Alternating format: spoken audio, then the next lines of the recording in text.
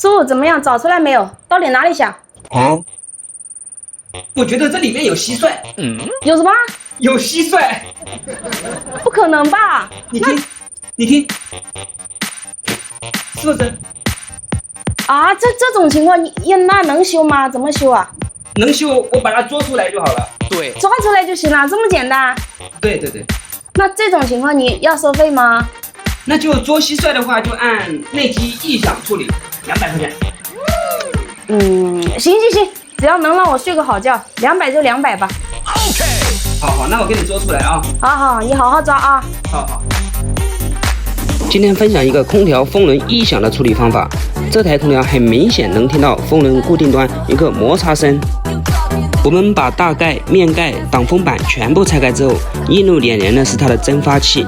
这一种问题不是风轮的电机损坏，就是风轮的力头缺油了。来看看这台空调，明显的就是缺油了导致的摩擦增大，从而发出了刺耳的噪音。问题找出来了，维修起来就变得简单多了。先把原来的污渍、油垢清理完之后，我们重新上点新鲜的润滑剂，这个问题即可得到解决。找了一包野生的润滑油，来给它上点润滑油试试。当然，风轮这头也给它擦擦，毕竟价钱也到位了嘛，并且都是熟人。感谢您的观看，请多多指点。